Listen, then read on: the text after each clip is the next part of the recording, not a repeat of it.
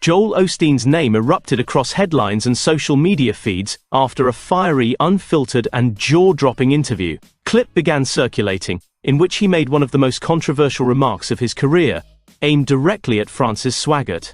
In the now viral video, Osteen leaned forward, calm but cutting, and said, "Let's stop pretending. Frances isn't grieving, she's performing." The internet exploded. Audiences who had long followed the Swaggart legacy were left stunned as Joel continued, his tone sharper than ever before. "People are getting played, and I hate to say it, but they're being made fools of. She's using Jimmy's legacy as a tool, not a tribute. This isn't mourning, it's manipulation." With that, the Televangelist war the world never saw coming had begun. For years, Frances Swaggart has been seen as the enduring, supportive, steel-willed widow behind the Jimmy Swaggart empire. With her elegant demeanor and unwavering composure, she continued to appear on broadcasts, speaking of faith, family, and legacy after Jimmy's passing. But according to Osteen, it was all a masterclass in image control. "Look closely," he said in the full-length interview. "She's always perfectly poised, always the victim, always surrounded by candles and piano music. And yet, she's never once addressed the damage. The real damage. Not just Jimmy's scandals, but how she propped up the system. And now, she wants the world's sympathy? I don't buy it." These words hit like a wrecking ball. Frances Swaggart's defenders rushed online, flooding Osteen's pages with angry emojis, Bible verses, and accusations of jealousy. Others applauded him, calling him brave for speaking what they claimed many were thinking but too afraid to say. As the drama unfolded, talk shows, religious panels, and podcasts picked up the controversy, dissecting every second of Joel's statements and comparing them to Frances's recent public appearance. Viewers recalled how Frances would often tearfully speak about Jimmy's final moments, how she described him as a man who gave everything for the gospel, and how she said, "The world took from Jimmy, but God gave him back to me in peace." Osteen wasn't buying it. "She's crafted an image of suffering," he continued. "And behind that image is control, strategy, and a deep understanding of public psychology. She knows how to move people, and she's using Jimmy's death as her stage." In response, Frances did not speak directly. Instead, a pre-recorded episode of her long-running show aired the next morning, where she simply said, "Some people speak from jealousy, some speak from pain. I answer to neither." That calm rebuttal only added more fuel to the fire. Comments poured in across platforms. "She's lying. Joel's right. Look at the timing of her appearances," wrote one user. "Osteen just exposed the queen of fake tears," another added. But others stood firm in her defense. "Joel's bitterness is showing," one viewer. "Frances has held the ministry together. That woman buried her husband, let her grieve." Meanwhile, pastors and spiritual leaders were forced to pick sides.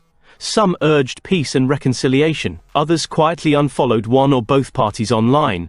Behind the scenes, rumors swirled that Osteen had grown frustrated with the Swaggart shadow that loomed over many southern ministries, especially after Jimmy's death, reignited interest in the Swaggart brand. He sees Frances gaining attention, donations, and airtime, and he's rattled, one anonymous producer said. But Osteen's camp insisted this wasn't personal. "Joel is standing for truth. Frances is building a false narrative, and someone had to say it," a Lakewood church representative said. As for Frances, her public behavior didn't change. She continued posting scriptures, short prayers, and vintage photos of Jimmy with captions like "Forever Mine in Spirit." Yet observers noted subtle shifts. She cancelled 2 live appearances. She removed certain titles from Son Life's YouTube. She even declined to preach during a women's conference she founded years ago. Silence became her answer, but it didn't silence the controversy. In the days following, TikTok creators dramatized the feud with side-by-side videos. Instagram was flooded with fan edits of Frances looking angelic, overlaid with Joel's damning quotes. Twitter was split, Team Frances versus #Joel lost right. YouTube reaction channels racked up millions of views. One creator wept on camera saying, "I believed in her, but now, I don't know." In churches across the South, congregants debated before and after services. Some pastors asked their members to pray for both sides.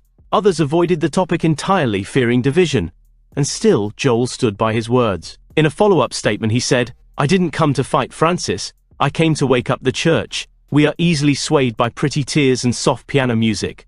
But God gave us discernment for a reason." The clash exposed more than just opinions. It exposed fractures in the world of modern televangelism, fame, legacy, image, emotion, power. And at the center stood a widow, silent and grieving, or scheming and performing, depending on who you believed. The truth?